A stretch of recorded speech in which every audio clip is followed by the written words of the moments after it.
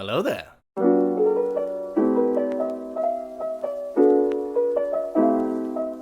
I think I tore a hamstring jumping like that. Welcome to Rumble Book Club. I'm your host, Michael Hernandez, and this is the show where a normal guy like me can talk about interesting books I've read, old and new, good and bad. So if you like the show, you like the content, you like the books that I talk about, or maybe you're just a weirdo who's also a Star Wars fan too, you've come to the right place, my friend. You can follow us on Twitter, Getter, TikTok, Parler, and Truth Social, or you can subscribe right down below on YouTube and Rumble.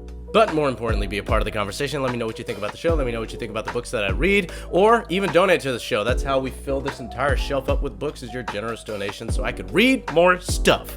All right, friends, today we're going to take a look at a really cool book that I enjoyed reading this summer because now I get to share it with you. Today we're going to take a look at Meditations by Emperor Marcus Aurelius. Marcus Aurelius was a Roman emperor, the adopted son of Marcus Annius Verus, whose reign between the year 171 AD to his death in the year 180 was said to be the last great era of the Roman Empire. He was known as a philosopher king, a warrior, and a fierce defender of the law. He was not an initiator of Christian persecution, but he did continue to exact the laws written against Christians, which included the termination of many Christians during his reign. He died on the field of battle, succeeded by his son Commodus, who began the vicious fall of Rome.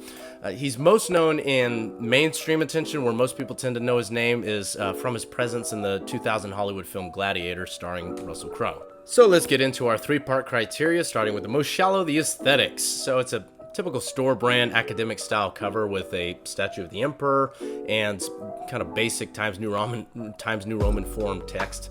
I like to call this the classic college ugly. So as far as the aesthetics go, 6 out of 10. Now let's look at the readability. The translation can make a big difference in how you read a text like this, and George Long does a good job keeping the form of Aurelius's writing in its most pure but also most intelligible form.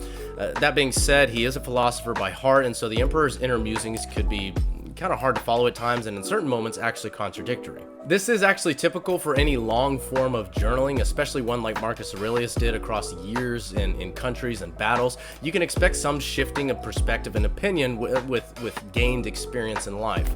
The printing physically is quite awful, ludicrously small against stark white pages with unbroken walls of text, so I do recommend reading this work, but maybe not this exact printing by Barnes & Noble. I think this is called a Barnes & Noble Library of Essential Reading, so maybe scrap that exact printing of it. Anyway, as far as the readability goes, kind of a mediocre score, 5 out of 10. Now let's look at the good stuff, the content. This was not a prepared and thought out book by Marcus Aurelius. He didn't know that this was going to withstand the test of time necessarily. It's a collection of his private writings that was preserved after his death and then put into mass print in later generations. It is all of the emperor's thoughts about the nature of life, his mindset about who he is, what his responsibilities are, and an expression of his gratitude to all who have influenced and helped to shape him.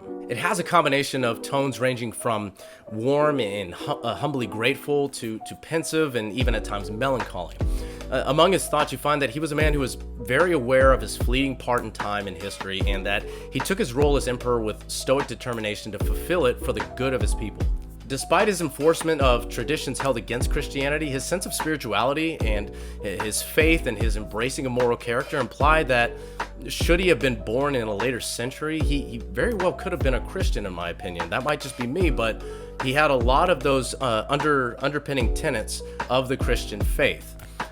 It was just kind of lacking that depth of time that maybe could have made him an actual Christian. Could the Christian movement have gained more momentum and been more built up by the time of his rise to power in 171? His love for his countrymen, his emphasis on virtuous leadership, and his longing to fulfill his role that God set before him is admirable and even inspirational to Christians today. Two favorite quotes of mine, which are very much in line with Catholic teaching, in my opinion, as a Catholic all my life, are from the 8th chapter.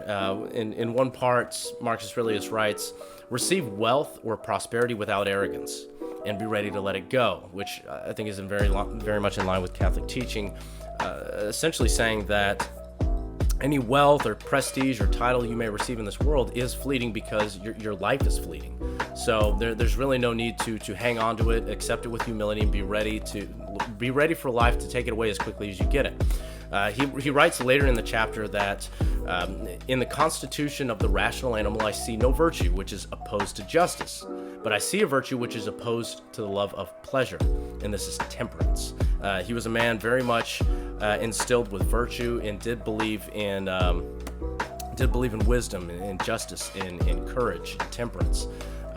Very much in line with classical Catholic teaching. So as far as the content goes, I mean, perfect score, 10 out of 10. In my opinion, I think you can scrap all your self-help books and your feel-good diatribes by people that never really accomplished anything quite like Marcus Aurelius did, and I would grab a copy of this book. I found it at Barnes & Noble. I believe you could find other copies of Meditations at Barnes & Noble that aren't necessarily this one, which is kind of tricky to really handle physically.